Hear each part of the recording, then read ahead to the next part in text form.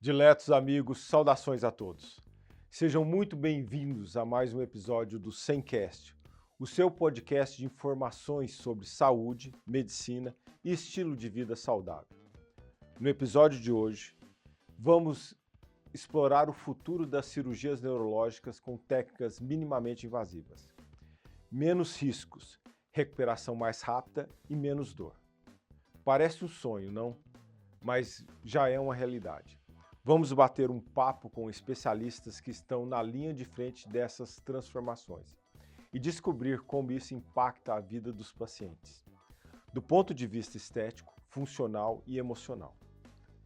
Na nossa mesa, temos hoje doutora Alessandra, cirurgiã plástica e fundadora do SEM, o Dr. Gabriel, neurocirurgião, e doutora Isabela, psicóloga do SEM.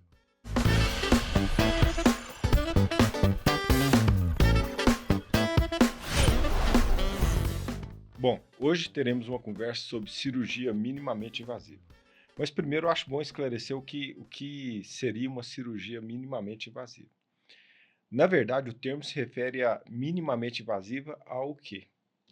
Nem sempre a percepção de cirurgia minimamente invasiva é uma cicatriz pequena, tá? Desde que você tenha uma cicatriz pequena, mas que você consiga realizar a cirurgia, isso pode ser considerado uma cirurgia minimamente invasiva. Nossa, eu vou puxar uma lembrança. A gente falou em minimamente invasiva, eu lembro do Dr. José Eustáquio. Gente, contando a sordidez da residência. A gente, claro, compete, né? Cirurgião compete para tudo. E aí, assim, quem fazia mais rápido e quem fazia com menor cicatriz. E o professor ficava muito bravo, que ele falava assim, que eram pequenas incisões e grandes cacas. Então, assim, a gente ainda crescemos com um pouco de preconceito, assim, de, nossa, não pode fazer tão pequena incisão porque vai ter dificuldade de acesso e a gente vai fazer alguma grande caca ali. Mas na época já existia, por exemplo, a, a Endoscopia. percepção. Não. Mesmo antes de cirurgia endoscópica, existia a tal da mini laparoscopia, que competia isso. Na verdade, o Gabriel talvez até sabe que o pai dele é cirurgião. Existia esse período de você fazer pequenas incisões para tirar uma vesícula, quando surgiu a laparoscopia. Tá? Eu lembro, colega meu de faculdade, né? Então, na residência dele, o Diego, que ele mostrou até isso, né?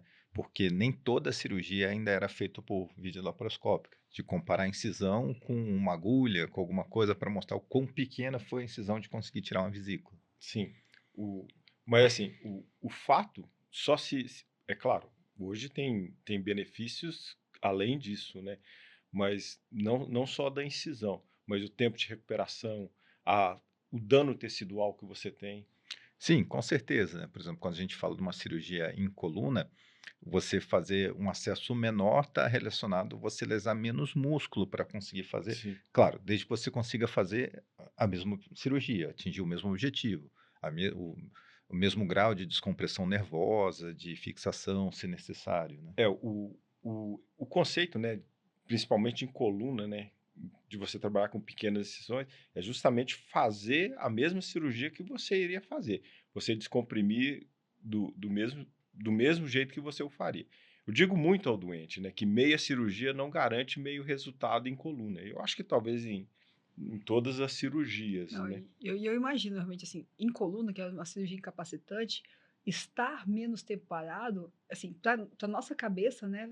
Eu vejo que o quanto hoje esse tempo de imobilidade traz depressão, traz dificuldades, você realmente de reabilitação, né, em Uhum. termos de essa rapidez com que esse paciente volta para sua vida normal.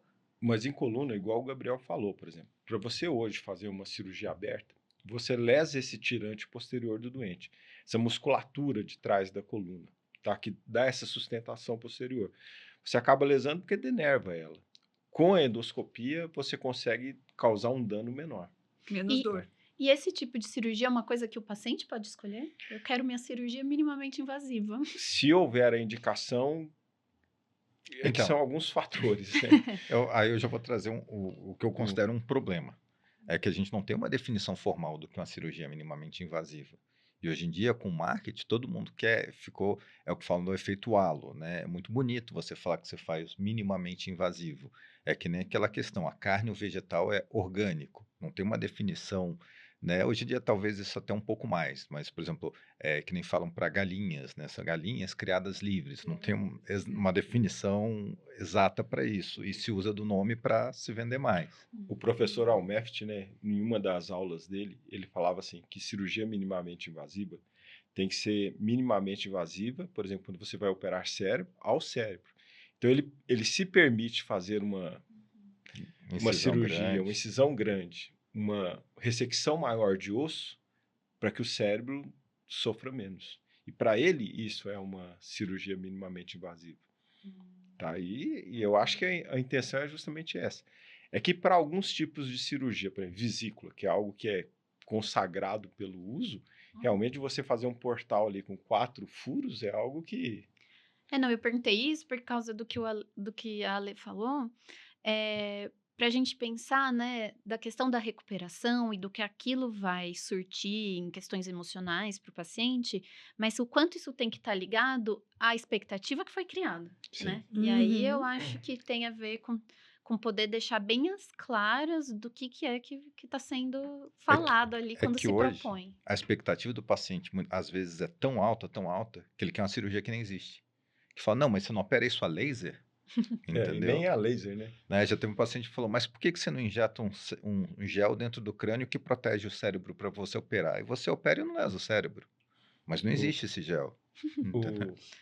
O que você Sim. falou é interessante, né? Porque, por exemplo, não existe garantias que quando você inicia uma cirurgia endoscópica, você não vai transformar essa cirurgia em uma cirurgia aberta. Então, você pode entrar para uma cirurgia de vesícula, de repente você sai com um corte Sim, gigante sim, de um lado ao sim. outro, né? Tá.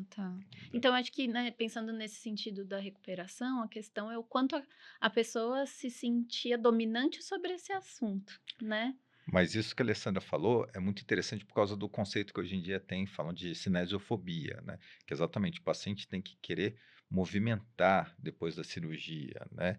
E às vezes ele ter medo, né? Ele não fazer certos movimentos, ele ficar restrito mais tempo por isso, acaba atrapalhando a recuperação. Mas a história da cirurgia minimamente invasiva ela é antiga, tá? Não é algo que de décadas atrás, não. Ela vem talvez de séculos atrás. Eles tinham instrumentais na época, só que não tinham a iluminação adequada, nem o sistema de ótica. Mas Mas você lembra que os egípcios tiravam o cérebro pelo nariz para processo de mumificação? Não, justamente, mas por exemplo, o mais recente, o Dandy Walker, ele fazia ressecção de plexo coroide usando tipo um tubo assim, Com iluminação por vela. com iluminação por vela. Essa da minimamente invasiva é muito engraçada. A gente teve em Fênix, né? E eu fui assistir uma craniocinostose minimamente invasiva. Aí era endoscópica minimamente invasiva. É vídeo assistida, Isso. né? Aí eu entrei na cirurgia, assim, aí eu comecei a rir, falei para as cirurgiãs, falei, caraca, nem endoscópica, nem minimamente invasiva, né, meninas? Porque, assim, fizeram duas incisões pequenas. Mas o endoscópio mesmo não foi necessário, porque o neném era tão pequeno que eles levantaram com um Alfred normal e cortaram normal. Então, o endoscópio ficou na mesa ali, olhando para lá. E aí ressecaram, assim, mais de 40% do osso da criança. E eu falei, nem endoscópica, nem minimamente invasiva. Vocês arrancaram meio crânio da criança, como é que isso pode ser pouco invasivo? É que, na verdade, assim, existe uma diferenciação de conceito entre o que é cirurgia endoscópica, puramente endoscópica, e o tal da cirurgia videoassistida. Videoassistida, você faz uma cirurgia, mas você está olhando pelo vídeo. Mas são outros portais, né, que eles utilizam. E a cirurgia endoscópica seria aquele que esse portal estaria aderido a essa câmera, né, nesse mesmo caminho da câmera. Tá? Então, mas são conceitos assim mas que... o Gabriel falou. O problema, assim, de você colocar nomes que vendem, né? Sim. Então, é esse o problema. É criar uma expectativa. Eu brinco, às vezes, com os pacientes. Tipo assim, é o inferno de nossa própria criação. Porque quando a gente começou a utilizar esses termos de forma né, indiscriminada, realmente dando essa impressão de facilidade, é que criou um problema. Eu fiz um procedimento num tatuador e ele fez um negócio que eu queria até perguntar para a Isa. Porque o cara, ele é tatuador tal, e eu tava fazendo microagulhamento. Microagulhamento é assim, ai, não dói. Essa aqui não dói, né? O Anderson rebola. Assim. Não. Parece uma minhoca. Na verdade, eu não faço. Entrega. Eu já tentei. Não faço porque dói. Faz Mas em todo você, mundo né? aqui já fez, vai. É verdade. Eu já Mas tentei, dói. eu já troquei Dói. as Todo mundo agulhas, doeu. prometi Todo mundo beijo concorda no que dói. final. Falei, não, eu faço massagem depois. Não teve jeito, não teve negociação. Todas as vezes que eu tentei. E aí eu tava conversando com esse paciente, né, sobre isso. Ele é tatuador e tava todo tatuado. E aí eu, né, perguntei de anestesia e tal, e ele falou assim, não, doutor, é o seguinte, a tatuagem é um processo. Esse negócio de fazer tatuagem com anestesia, para nós tatuadores raízes, a gente acha que não pode. Por quê? Porque a tatuagem ela é um processo. Então, assim, você decidiu a sua tatuagem, você tem que vivenciar o fazer a tatuagem. Você não pode anestesiar e acordar com uma tatuagem, né? Então, eu falei, engraçado que, às vezes, isso, será que o vivenciar o processo todo, de repente, de uma cirurgia que você não, nem viu o buraco, nem fez nada, você só microagulhou, você só fez as coisas, realmente, será que o paciente tem a noção do processo, né, de o quanto que isso pode mudar a cabeça dele? Mas o que está em foco, né, na minha opinião, é que a minimamente invasiva é pelo dano estrutural que você causa. O organismo não conhece a intenção. Então, se você der uma facada no doente ou lesar ele com bisturi, o organismo vai responder da mesma forma. Então, a intenção, assim, desse ponto de vista que você falou, é interessante, tá? Só que você causa menos dano, por exemplo, você vai tirar uma hérnia simples. Obviamente, a questão hoje, que eu e o Gabriel a gente discute muito, é se é melhor tirar por endoscopia ou minimamente invasiva através de um método tubular, de você colocar um tubo ali de 18 milímetros, que você tem um aparato mais resistente para operar. Você tem um drill mais potente, que você consegue fazer uma cirurgia mais efetiva. Acho que até mais para estenose do canal essa Isso. dúvida do que para hérnia. Porque para a hérnia, A propriamente. endoscopia. Do doente, o tamanho do buraco, que assim, são 2 buraquinhos, se é endoscópio, se é tubular, não vai fazer diferença, né? Mas para a cabeça dele, como Era isso é que eu queria falar. Eu consigo ficar do lado do paciente, porque eu tive muito essa experiência de acompanhar muito pós-operatório, porque eu atendia muito dentro de hospital, né? E eu acho que a gente tem que pensar a cirurgia com muitos outros significados para além, né? Só Sim. das Sim. palavras, né? Mas vamos começar ali, né? Toda cirurgia é invasiva, né? Então, vamos por aí. Toda cirurgia também, ela é, exceto as cirurgias plásticas estéticas, né? Toda cirurgia, ela vem como uma proposta de se ajudar em algo. E aí já A começa... cirurgia plástica estética Mais também ainda, tem né? essa. tudo bem, mas assim, no sentido de se resolver um Ajudar o problema, cirurgião. né? De uma dor, Também de uma é. doença, né? Também é. Pode estar aqui. Isso.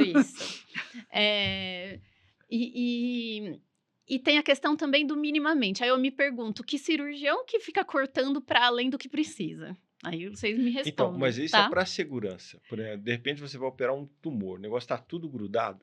Às vezes você precisa de mais luz, mais espaço para trabalhar. Sim, então isso é necessário, Sim, né? Você não sim. tá ali cortando de graça, Claro, dando a não, sem facada, dúvida. né? E aí, que acho que é uma coisa interessante da gente pensar, né? É que, vou lá para a cabeça dos pacientes, tá?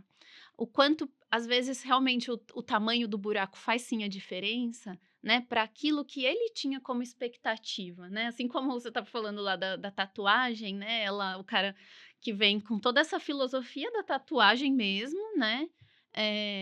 Enfim, de viver os processos, né? E o quanto pode ser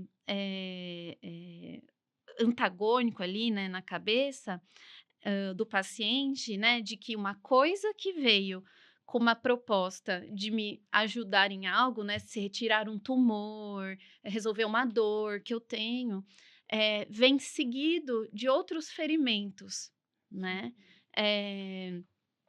E aí eu acho que ter essa preocupação com como vai ser, né? Esse dano que vai ser feito, né? Porque lembrando isso, né? E aí eu sou muito a favor de se ter muito essa conversa muito honesta antes da cirurgia, do tipo, olha, é doloroso, né? Pode ser bastante doloroso, vai, acho que é melhor, porque, enfim. Mas é uma invasão, o seu corpo ali, ele, né? Nenhum corpo tá completamente preparado e disposto a passar por uma cirurgia, né? Eu, E como isso vai ser trabalhado no eu acho que o pós. ponto aqui é justamente, às vezes, vender uma cirurgia, vender no sentido de indicar, né? Indicar uma cirurgia minimamente invasiva, assim, talvez como se ela fosse substituir uma cirurgia um pouco maior, tá? E como se aquilo fosse resolver um problema que talvez não resolva, tá? Não é incomum, e o Gabriel aqui, com certeza, recebe pacientes assim também, de pacientes com estenoses, né? Ou seja, o osso em volta de nervo apertando, e alguém fala, vamos fazer uma infiltração, é só uma agulhada. Mas aí você não está tratando realmente, sedutor.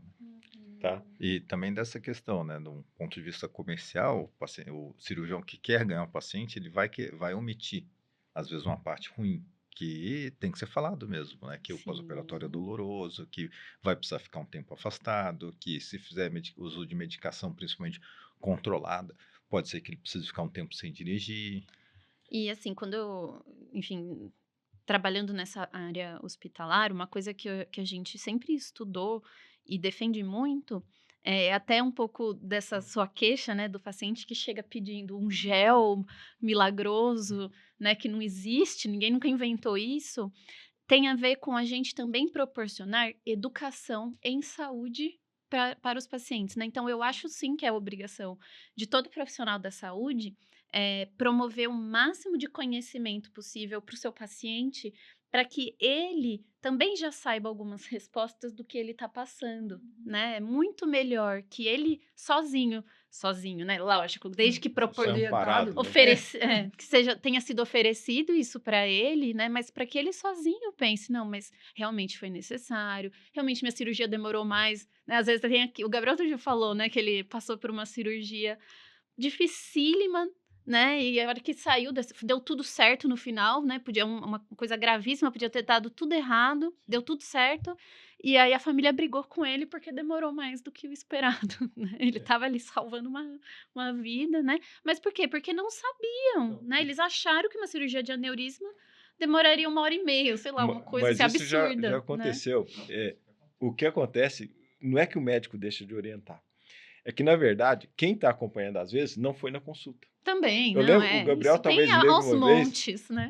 que assim, a gente começou a operar um doente, era uma cirurgia de hipófise. Eu acho que meia hora, o familiar foi à porta do centro cirúrgico perguntar por que estava demorando.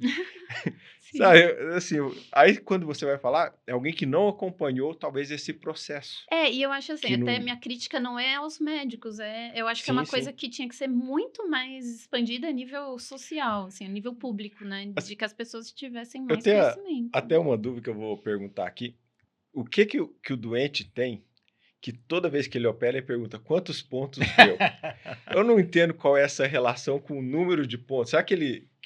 Não, a pergunta é Você justamente acha isso. que ele Você troca faz por esse... prêmio depois? Não Eu cheguei a sei. 20 pontos. Não sei, mas assim, talvez, deu 20 pontos, é uma cirurgia grande, Eu deu vou 10 pontos. responder Sendo do senso paciente. comum absurdo, assim. A gente sempre escutou assim, né? Tipo, alguém tomou um tombo, fez um corte e tomou 20 pontos. Então, quanto mais pontos, Mais grave. significa Mais que foi invasivo. pior, né? Então, não, E que a só pessoa por... sobreviveu a algo muito pior. Tipo, 20 pontos. Só deu 2 pontos, então foi um corte de Não, nada. mas a minha dúvida era isso. Eu nunca pensei por esse ponto, não, tá? Foi como eu sempre imaginei Eu as sempre coisas, achei sempre assim, escutei isso. o que o doente tem a ver se deu 10 pontos? Eu falei, olha, ponto fácil contínuo, o que tem a ver? Não, mas a parte que lascou, porque só tem um ponto no começo e no final, o resto Então. é por dentro. Sabe, eu não... E a segunda coisa que eu gostaria de falar aqui é com relação a... Se for a preocupação com relação a incisões, e um dia o Dr. Jair Raso, né, ele falou no congresso que a melhor estratégia quando você tem que fazer isso é seguir os exemplos dos cirurgiões plásticos. É você locar a cicatriz em um local adequado. Tá? Então, você camufla essa cicatriz, né? E talvez você consiga oferecer algo melhor para o doente.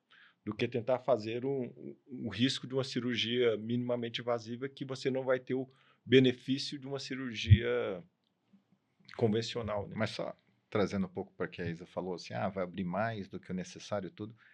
Acho que a grande questão aí, quando a gente entra bem mais na área de neurocirurgia, é que tem muita variação, né? O que eu quero dizer? Por exemplo, trouxeram aqui cirurgia de vesícula como exemplo. E eu lembro quando eu estava na faculdade, eu estava no final do internato, eu queria fazer cirurgia, eu estava na dúvida entre cirurgia geral e neurocirurgia. E aí chegava lá na cirurgia geral, eu falei, o que tem amanhã? Amanhã tem 3 vesículas, 2 hérnias. Ah, tá bom, inguinal. Tá, discutido, vamos embora, amanhã a gente volta aqui. Eu lembro uma vez que eu estava na discussão lá na UFRJ com a equipe de neurocirurgia, eu né, no cantinho como interno ouvindo, e eles falando de um caso que ia ter. Aí apresentaram coluna, apresentaram crânio, apresentaram um caso de um cisto de fossa posterior. E aí falou, como é que vai ser? Decúbito ventral, mediano, isso. Tá bom. Aí discutiram outro caso de coluna, depois discutiram outro caso de um cisto de fossa posterior. Eu falei, esse eu já sei, né? Eu vi agora como é que era. E era completamente diferente. Eles iam operar lateral e não sei o quê. Hoje eu vejo, porque provavelmente um era mediano, o outro era ângulo ponto, ou paramediano. Mas, assim, eu fiquei fascinado com aquilo. Como o mesmo diagnóstico mudou o posicionamento, mudou a incisão, mudou o acesso, mudou completamente a abordagem. estratégia, né? Exato. Isso aí. Mas em neurocirurgia o que me chama muita atenção é isso. É que neurocirurgia, com todo respeito às outras, e eu fiz outras especialidades, né? Eu passei por outras especialidades, mas é mais cerebral nesse sentido. A quantidade, o planejamento, ele tem que ser muito... Não é igual, por exemplo, você vai operar por cirurgia cardíaca. Você Vai não arrumar muda uma briga, muito. hein? Você, não digo isso, mas assim... Você dá ponto e muda. A cirurgia cardíaca, ela não muda muito. Sempre aquele doente em decúbito deitado de costas, vai ter aquele corte aqui. Não, a neurocirurgia não, você tem que planejar 1 milhão de coisas. Vou ter que Até chamar a como é Tati que vai para ser? defender a É. cirurgia cardíaca. Como é que vai ser a ação da gravidade sobre o cérebro? Sobre o cérebro. Às vezes a gente Também. usa isso para abrir o espaço e fazer uma cirurgia menos invasiva. E aí eu queria filosofar de novo, mas já Não, filosofei no outro, vou filosofar nesse, né? Pensando também da nossa relação com o nosso corpo, eu tô falando aqui enquanto pessoa muito leiga, vocês já pararam para pensar que a gente só sente os nossos órgãos, mas a gente necessariamente não vê ali dentro o que está acontecendo, o que se passa. Então, nesse ponto de vista, a gente nunca vai viver, a não ser que eu veja um vídeo, eu nunca vou vivenciar uma própria cirurgia sobre o que aconteceu lá dentro, o que tinha lá dentro, né? Então, eu acho que nesse sentido, a questão do corte, ela é tão significativa para o ser humano, não sei se eu estou viajando demais, Não, eu acho que tem muito porque a ver. é o que a gente tem de mais próximo com aquilo que acontece com a gente internamente, num sentido, não psicologicamente, mas organicamente ali da cirurgia, né? É muito claro, é muito da especialidade de vocês entender o que está sendo feito ali dentro, por que o tal corte e tal, mas eu acho que pra gente é só o que a gente tem de experiência, Na verdade, sabe? antes do corte é o curativo, pós-operatório. Também. Eu falo porque, lembro até da história do sogro do meu primo, né, que a gente operou também. Ele tinha um cisto de coluna, a gente optou por fazer um tubular minimamente invasivo, foi com tubo, e eu falei para ele que seria algo muito pontual, um tubo de 18 milímetros ali, ficou com um cortezinho de 2 centímetros, talvez 4 pontos, não sei. E aí, quando terminou a cirurgia, foi tudo bem, eu deixei para o instrumentador fazer o curativo, né? Eu botar os curativos prontos lá no website. Falei com a família, tudo. No dia seguinte, fui falar com ele estava assustadíssimo. Ele falou, doutor, você falou que ia ser uma coisa pequena, foi gigante a cirurgia. Eu não entendo como foi gigante, foi pequeno, tudo bem, tal. Deixa eu ver. Não tinha um curativo pequeno, o instrumentador colocou um curativo desse tamanho nas costas, ele achou que tinha sido feito um transplante de coluna nele, né? Isso daí realmente azar, né? Mas depois, posteriormente, ele viu. Não, viu. Né? Depois Então, tirou foto. Mas a Ficou parte ótimo. da minimamente invasiva, por exemplo, em alguns lugares as pessoas têm mas isso eu acho que é extrapolando um pouco, mas eu acho que é falta de entendimento. Porque, por exemplo, às vezes se opera um crânio e às vezes querem colocar curativo só no lugar. Só que aquilo incha muito, incha o olho, cai a pálpebra, fica roxo. Eu sou adepto a curativos. Entendeu? Mesmo que você opere um coisa, não é lugar melhor. Pequenininho. Eu acho que é confortável para o gente doente. explica. Porque, assim, esparadrapo, igual criança, né? Esparadrapo no cabelo, né? É sempre um incômodo, aquilo gruda, por mais que depois a criança já está, né, chateada, com medo, qualquer um que chega perto dela, aí você vai tentar, por menos que você tente puxar ali, gruda um pouco no cabelo, machuca. Então, é, curativo, o corte é pequeno, mas o meu curativo é enorme na cabeça. Mas ainda falando, né, pensando sobre isso, eu acho que talvez os pacientes também precisavam ter uma noção maior do que é de quão grandioso, né, tirando o minimamente da frente, né, mas o quão grandioso é aquilo que está acontecendo internamente lá dentro. O que foi que vocês fizeram ali no sentido, né, de um trabalho, de milhares de anos de estudo, né? É que aí eu acho que é uma coisa mais social, né? Hoje em dia acho que as pessoas estão mais desconectadas, né? Apesar de Sim. estarem mais conectadas aos celulares, às telas, estão mais desconectadas às vezes com os processos e com a realidade, porque é duro você encarar que você vai passar por uma cirurgia, é duro você encarar que existe chance de você sair com sequela, que existe risco de vida, né? E nisso o Anderson, não sei se ele conta, então, se ele vai lembrar de uma paciente que ele falou que a acompanhante brigou com ele, né? Que estava acompanhando, era uma paciente mais idosa, com uma lesão benigna que não era grande. Ele optou por, em vez de já indicar uma cirurgia, de fazer um acompanhamento, de repetir ressonância com o tempo. Aí você lembra o que você me falou que ela te contou? Que ela te falou? Que ela falou, não entendo porque você só. Que era um meningioma, né? Então, assim, um tumor fora do cérebro, mas dentro do crânio, em contato com o cérebro, né? E ela falou, não entendo porque isso não opera logo. Não é só um tumor dentro da cabeça? Assim, só que era uma senhora, eu acho que de 8ª década de vida, né? Então, assim, e que é uma lesão que, pra gente, a expectativa é que não cresça.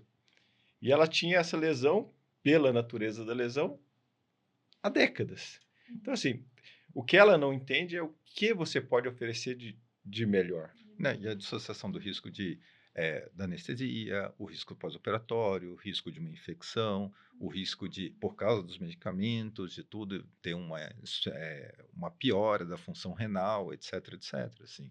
Mas a pessoa não quer pensar sobre isso. Por isso que hoje em dia, com meia hora, se bate na porta do centro cirúrgico. Foi aí, você não terminou? A expectativa que se tem disso daí mas eu acho que tem a ver também que, por causa de alguns procedimentos minimamente invasivos, tipo risotomia, o cara chega, dura 15 minutos. Mas nem sempre a cirurgia é isso. Porque eu acho que acho que a dissociação entre o Sim. marketing e a realidade, né? Porque desde quando o tempo necessariamente tem a ver com, sei lá, alguém que faz mais rápido é melhor? Mas justamente, né? isso que eu falo pro Ou porque doente. minimamente o corte é pequeno é melhor? Então, né, o que é isso? Assim, normalmente, quando se fala de minimamente, de uma forma geral, esses cortes menores, aí está associado, assim, a menor risco de sangramento, menor risco de transfusão, menor risco de infecção, menor dose pós-operatória, recuperação mais precoce, tem suas vantagens, sim. Sim. O que eu falo pro doente é, olha, neurocirurgia não é Fórmula 1. Tá? Nem sempre você operar rápido significa que você tem tempos. É claro, você não perde tempo fazendo algo que... Quanto mais rápido, menos... Sim, você tem que otimizar o seu tempo. Eu sacanei, a anestesia... Assim como otimiza o espaço que você está ali utilizando. E Mas às vezes precisa mais, às vezes pode menos também. E que bom. Né? Sim, mas você Quando usa o puder tempo menos. necessário que for para oferecer o melhor tratamento. E tem uma frase que o Luiz Henrique falou que ouviu, né? Que 15 minutos, né? Para você, tá? Que você perde naquela cirurgia, para você pode ser esses 15 minutos, mas talvez esses 15 minutos represente uma perda de qualidade de vida para esse doente, para o resto da vida dele. Sim, com certeza. Eu guardei muito essa frase comigo também. Né? O Jurra falava assim, você vai ter chance de fazer outras cirurgias para esse paciente, essa única cirurgia. Pô, muito interessante também.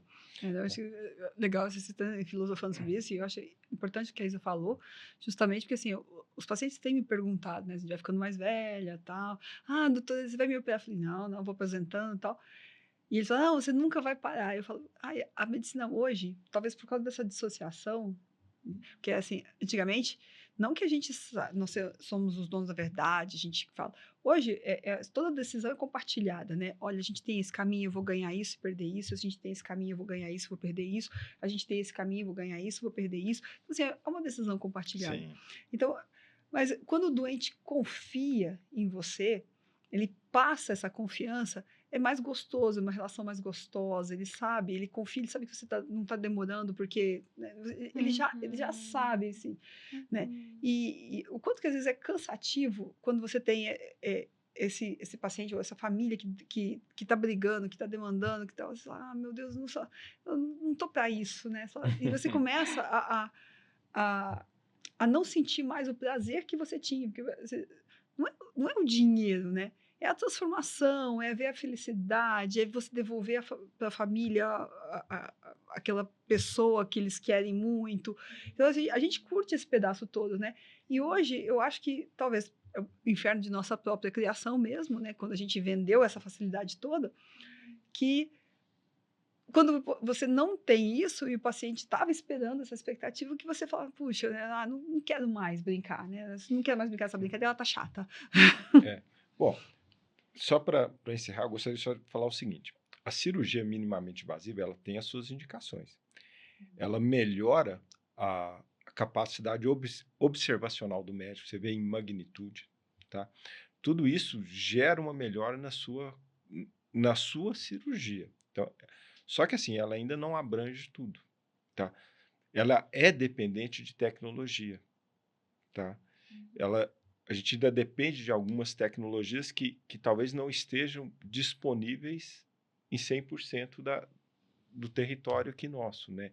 Algumas cirurgias não está disponível no SUS, nem existe uma legislação que se cobre isso daí.